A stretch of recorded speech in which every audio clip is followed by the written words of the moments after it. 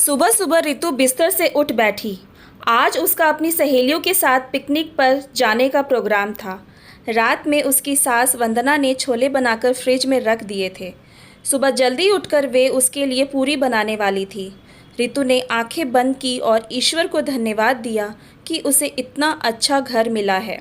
रितु की माँ नहीं थी, हालांकि पापा ने उसे माँ बाप दोनों का प्यार दिया। फिर भी उसके मन में माँ के ममत्व की चाह सदैव बनी रही। शादी के बाद उसकी चाह पूरी हो गई। रितु ने किचन में जाकर 2 कप चाय बनाई। मम्मी उठिए, मुझे देर हो जाएगी। ज्यों ही उसने स्नेह से मम्मी की बाह पर हाथ रखा, वो कांप गई। मम्मी का बदन तेज बुखार में तप रहा था। रितु ने उनका माथा छुआ और तेजी से अपने बेडरूम में आई। ध्रुव को झंझोड़ते हुए वह बोली, ध्रुव उठो, देखो मम्मी को कितना तेज़ फीवर है। ध्रुव तुरंत उठकर मम्मी के कमरे में चल दिया। रितु ने अपनी फ्रेंड नेहा को फ़ोन किया और बोली, हेलो नेहा, सॉरी मैं आज पिकनिक पर नहीं जा सकूंगी, मेरी सास की तबीयत खराब है। अरे यह क्या कह रही हो तुम? सब तैयार हैं और ऐन वक्त पे तुम प्रोग्राम कैंसिल कर रही हो। आज संडे है, ध्रुव तो घर पर ही रहेंगे ना, वह अपनी मम्मी को देखभाल कर लेंगे, नेहा ने कहा। तुम ठीक कह रही हो नेहा, पर मम्मी को बीमार छोड़कर मैं पिकनिक पर नहीं जाऊंगी। प्लीज़ रितु, ज़्यादा आदर्शवादी मत बनो, सारा मज़ा किरकिरा हो जाएगा, नेहा खींच कर बोली। सॉरी नेहा, फिर कभी सही, कहकर रितु ने फ़ोन काट दिया। थोड़ी देर बाद मम्मी भी जाग गई। वो उठने को हुई तो रितु बोली, मम्मी लेटी रही है।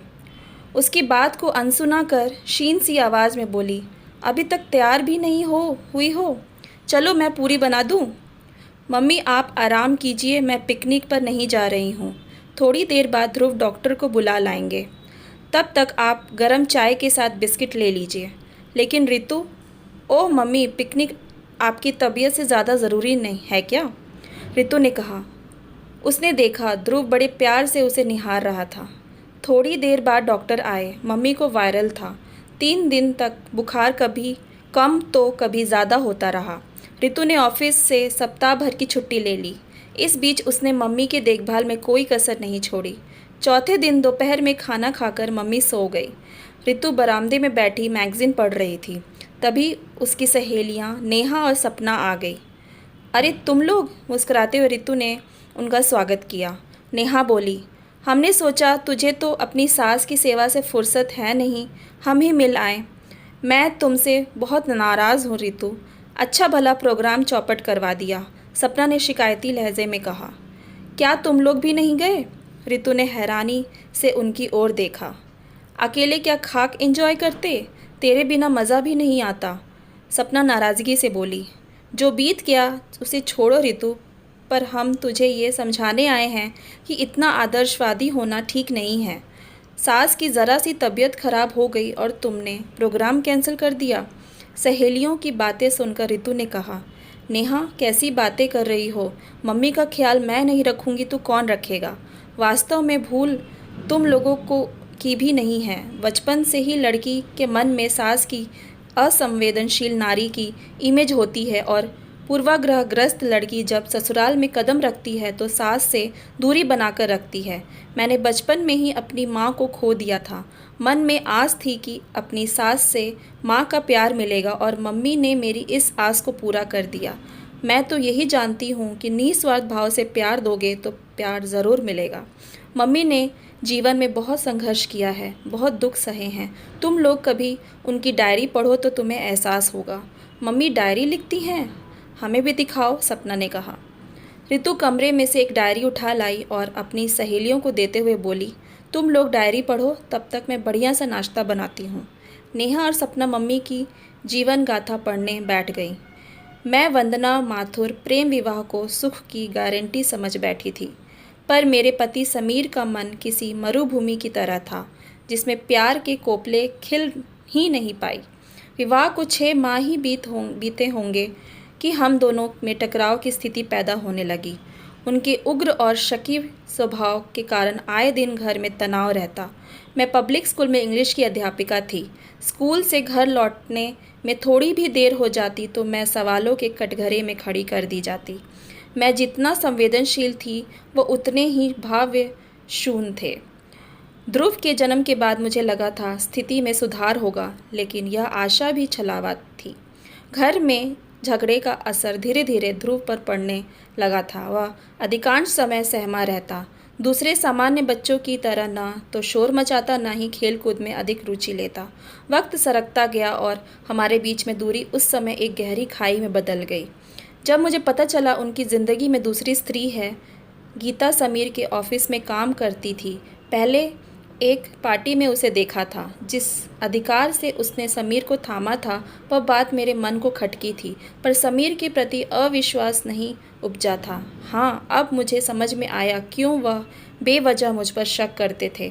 उनके मन में एक गिल्ट थी जो उन्हें कचोटती रहती थी। एक दिन अपनी एक साथी अध्यापिका के साथ मैं शॉपिंग कर रही थी कि सामने से आ रहे समीर पर निगाह पड़ी। उनकी बाँह हाथ में चल रही थी, गीता के कमर में थी। उस रात हम दोनों के बीच जमकर झगड़ा हुआ। कितनी बेशर्मी से उन्होंने स्वीकारा ये था कि वो मुझे छोड़ सकते थे, किंतु गीता को नहीं। जल्द ही हमने तलाक ले लिया। मैं ध्रुव पर अपना कानूनी हक चाहती थी, जिसके लिए समीर तैयार हो गए। वह मेरी ज़िंदगी का सबसे कठिन दौर था।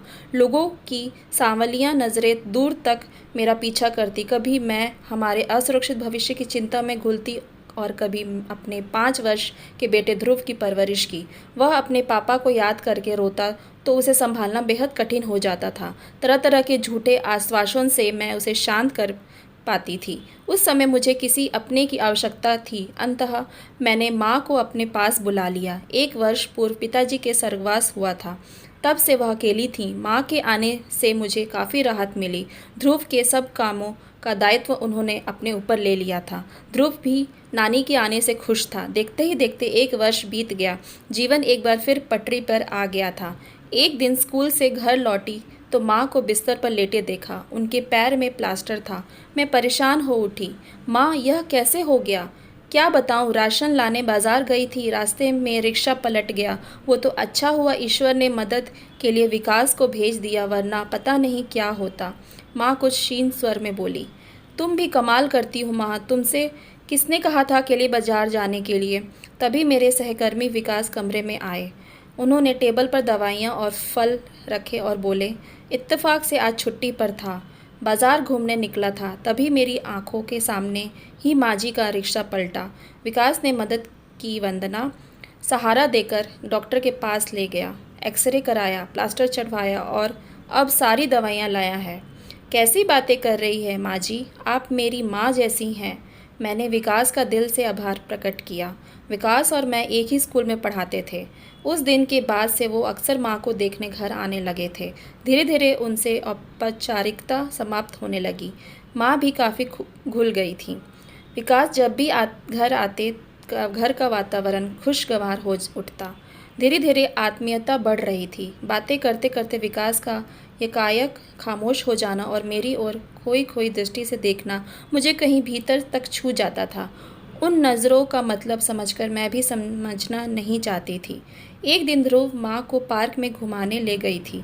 एकांत में उन क्षणों में विकास ने मेरे समक्ष विवाह का प्रस्ताव रखा। मैं हैरत में पड़ गई थी। सोच समझकर संयत स्वर में जवाब दिया था, दूसरे विवाह के बारे में तो मैंने कभी सोचा ही नहीं।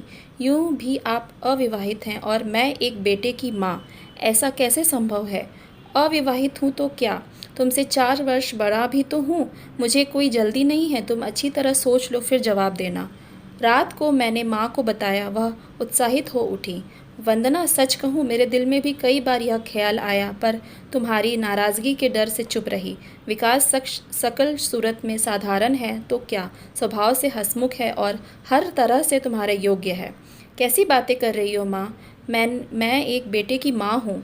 माँ के साथ साथ तुम एक स्त्री भी हो, यह मत भूलो। पहाड़ सी जिंदगी अकेले कैसे काटोगी?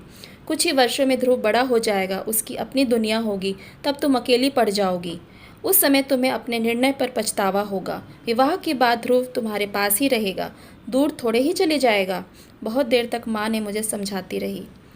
माँ तो सो गई, किंतु मेरे मन में विचारों का तूफान उठने लगा। सच ही तो कहती है माँ, समीर ने दूसरा विवाह कर लिया। जिंदगी की सभी खुशियाँ उसे हासिल है और मेरे हिस्से में क्या आया? बेबसी, घुटन और ध्रुव को पालने का कर्तव्य।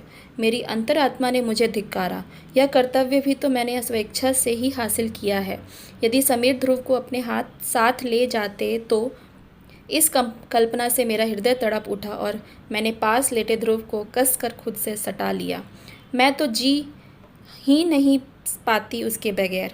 विकास हर तीसरे चौथे दिन घर आते थे, लेकिन मैं रोज़ ही उनकी प्रतीक्षा करती थी।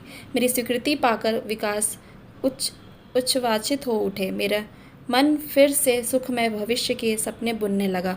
इन पलों के बीच मैं भूल गई थी कि ध्रुव उपेक्षित हो रहा था। कहाँ तो वो अपनी क्लास में हमेशा अव्वल आता था और कहाँ अब उसके दो दो विषयों में लाल निशान थे। होमवर्क भी अक्सर पूरा नहीं होता था। उसमें असुरक्षा की भावना भर रही थी। अब वह चिड़चिड़ा होता जा रहा था। नए बन रहे संबंधों की उष्णता ने मेरी दृष्टि को धुंधला कर दिया था। एक दिन विकास के साथ बाहर घूमने का प्रोग्राम था। मैं तैयार हो रही थी, तभी आशा का ध्रुव मेरे पास आया। आंखों में उमड़ आए आंसुओं को पीते हुए बोला, मम्मी मैं भी तुम्हारे साथ चलूँगा। मैं काम से जा रही हूँ बेटा, तुम्हारे लिए ढेर सारी चॉकलेट लाऊंगी। तुम तब तक नानी के पास बैठकर पढ़ो। नहीं पढ़ना मुझे, और चॉकलेट भी नहीं चाहिए। मैं बस तुम्हारे साथ चलूँगा मम्मी। गुस्से के आवेग में वह पैर पटक कर चिल्लाया। फिर ना जाने क्या हुआ, मेरे पल्ला पकड़कर फूट फूट कर रो पड़ा। मैं कर्तव्य विमूढ़ सी खड़ी रह गई। उसका इस तरह का व्यवहार मेरे लिए अप्रत्याशित था। मैंने प्यार से उसके बालों पर हाथ फिराया, बोली, अच्छा रोना बंद करो और तैयार हो जाओ। मुझे लगा ध्रुव को साथ ले जाना अच्छा रहेगा। धीरे धीरे वह विकास के साथ सहज महसूस करने लगेगा, किंतु जैसा सोचा वैसा कुछ भी नहीं हुआ। विकास चुप्पी साधे बैठे रहे। रेस्टोरेंट में काफ़ी पीने बैठे तो मैंने टोका, इतना खामोश रहना तो आए ही क्यों थे। कुछ क्षण मुझे देखते रहे और बोले, अब तुम ही बताओ इसके सामने क्या बोलूं, इसके साथ लाने की क्या आवश्यकता थी। सुनकर मेरे मन को ठेस लगी। वह चाहते तो उस दिन उसके और अपने बीच की दूरी को कुछ कम कर सकते थे। कई बार वह उनसे कह चुकी थी उनका ध्रुव के साथ घुलना मिलना ज़रूरी था, तभी वह उन्हें पिता के रूप में स्वीकार करेगा। उसके अगले रविवार को विकास आए और बोले, वंदना जल्दी से तैयार हो जाओ, तब तक मैं ध्रुव को घुमा लाता हूँ, अन्यथा यह भी हमारे पीछे लगेगा। विकास के आखिरी शब्द मेरे हृदय को बींध गए। जबरन ठेल कर ही भेजा था मैंने ध्रुव को। वह तो जाना नहीं चाहता था। रात में विकास के साथ खाना खाकर लौटी तो माँ ने बताया कि ध्रुव जब से लौटा है ना तो कुछ भी बात कर रहा है और ना ही खाना खाया है। मैंने सोचा मेरे अकेले बाहर जाने से की वजह से मुझसे नाराज़ होगा, इसलिए उसे मनाने के लिए मैं उसके पास लेटी, लेकिन वह उठ गया और माँ के पास जाकर लेट गया। कोई और समय होता तो मैं उसे मनाकर ही दम लेती, किंतु उस दिन मैं ऐसा कुछ भी न कर पाई। एक अजीब सा अपराध बोध मन को घेरे हुए था, जिससे बाहर चाह कर भी खुद को मुक्त नहीं कर पा रही थी। अगले ही दिन स्कूल के प्रिंसिपल वर्मा जी ने मुझे बुलवाया। मेरे पहुंचते ही उन्होंने प्रश्न दाग दिया, आजकल ध्रुव को क्या होता जा रहा है वंदना? उसे क्या हुआ है सर? कुछ भी तो नहीं? वर्मा जी गौर से मुझे देखते हुए बोले, दो दो विषयों में फेल है और वो अब तुम कह रही हो कुछ भी नहीं हुआ। स्कूल के सबसे मेधावी छात्रों में से उसका नाम गिना जाता था। उसका व्यवहार भी असामान्य होता जा रहा है। उसकी क्लास टीचर का कहना है कि क्लास में या तो वो गुमसुम रहता है या बेवजह साथियों से झगड़ा करने लगता है। मुझे लगता है उसके मन में कोई बात है जो वह खुलकर कह नहीं पा रहा है। कोई गांठ है जो बड़ी होती जा रही है। देखो बेटी, मैं यह बात एक प्रिंसिपल की हैसियत से नहीं, एक बुज़ुर्ग की हैसियत से कह रहा हूँ। वो बच्चे स्वयं को अधूरा और असुरक्षित महसूस करते हैं, जिन्हें जीवन में माँ और पिता दोनों का प्यार नसीब नहीं होता है। ध्रुव के सिर पर भी उसके पिता का हाथ नहीं है। ऐसे में तुम्हारा दायित्व दोगुना हो जाता है। तुम्हें उसके मन को समझना होगा वंदना। बच्चों को पालना, पढ़ा लिखा कर अच्छा इंसान बनाना एक तपस्या है, जिसमें अपनी बहुत सी इच्छाओं की आहुति देनी पड़ती है, तभी तपस्या फलित होती है। वर्मा जी ने मेरे सोए हुए विवेक को जगा दिया और स्कूल में सारा दिन मैं बेचैन रही। शाम को मैंने उसे एक नए कपड़े पहनाकर तैयार किया तो वो बोला, मम्मी हम घूमने जा रहे हैं। हाँ बेटा, क्या अंकल के साथ? उसने शंकित होकर पूछा। नहीं, बस मैं, तुम और नानी, ठीक है ना? वह कुछ आश्वस्त हुआ। पार्लर में आइसक्रीम खाकर मैं कैरम बोर्ड खरीद कर हम घर लौटे। रात में उसके पास लेटी तो उसे खुश देखकर पूछ बैठी, अच्छा ध्रुव, उस दिन तुम विकास अंकल के साथ घूमने गए थे, तब तुम दोनों ने क्या क्या खाया था? ध्रुव के चेहरे का रंग उड़ गया। मैंने फिर खुरेदा। बेटा विकास अंकल तुम्हें कैसे लगते हैं? मेरा हाथ भटक ध्रुव खड़ा हो गया। उसकी आंखों में गुस्सा और आंसू दोनों झलक रहे थे। वो बोला, मम्मी विकास अंकल कह रहे थे तुम उनसे शादी कर रही हो, मगर मम्मी मैं हॉस्टल बिल्कुल नहीं जाऊंगा। हॉस्टल? तुमसे किसने कहा तुम हॉस्टल में रहोगे? इस नई बात ने मुझे अचंभित कर दिया। अंकल ने उस दिन कहा था कि हॉस्टल बहुत अच्छी जगह होती है, हम तुम्हें वहीं रखेंगे। पापा तो छोड़कर चले ही गए, अब तुम भी चली जाओ। मगर मैं कहीं नहीं जाऊंगा, मैं यहीं रहूंगा नानी के पास। मेरा चेहरा फक पड़ गया। अगले दिन विकास आए तो मैं उत्तेजित होकर बोली, तुमने ध्रुव से कहा था कि उसे हॉस्टल में रहना होगा? मैं सोच भी नहीं सकती थी तुम मेरे बच्चे को दूर करने की सोच रहे हो। जानते हो ध्रुव इन दिनों स्वयं को कितना असुरक्षित महसूस करने लगा है। कहते कहते मेरी आंखों में आंसू आ गए। विकास ने एक गहरी दृष्टि मुझ पर डाली। शांत स्वर में बोले, उत्तेजित मत हो वंदना, ठंडे दिमाग से सोचो। विवाह के शुरुआती दिनों में पति पत्नी के बीच कोई तीसरा हो तो कभी उनमें अच्छी अंडरस्टैंडिंग नहीं हो सकती। ध्रुव साथ रहेगा तो तुम्हारा ध्यान बंटा रहेगा, तुम उसमें और मुझ में सामंजस्य बैठाने में लगी रहोगी। इस प्रयास में हमारा रिश्ता प्रभावित होगा, जो मैं सहन नहीं कर सकता। तो तुम क्या चाहते हो? अपनी ममता तुम्हारी उमंगों पर कुर्बान कर दूं? मैं इतनी स्वार्थी नहीं कि अपने सुख के लिए अपने बच्चे को अपने से दूर कर दूं। मेरी बातों का से विकास का मूड उखड़ चुका था। गुस्से में वो बोले, तुम्हें अपने लिए पति की नहीं बल्कि अपने बच्चे के लिए पिता की आवश्यकता है। मेरा पति भी वही इंसान बन सकता है जो मेरे बेटे को बाप का प्यार दे सके, उसे घर से दूर करने की ना सोचे। पहले ही तुम्हें मनोभावों का पता चल जाता तो मैं कभी भी इस राह पर आगे ना बढ़ती। विकास उठकर चले गए। तब मैंने देखा दरवाजे की आड़ में ध्रुव खड़ा था। उसे अपनी सीने से लगा और मैं फूट फूट कर रो पड़ी। मम्मी मैं तुम्हारा बहुत ख्याल रखूँगा, हमेशा कहना मानूंगा। रुंधी आवाज़ में कहे उसके शब्दों ने मेरी आत्मा तक झकझोर दिया।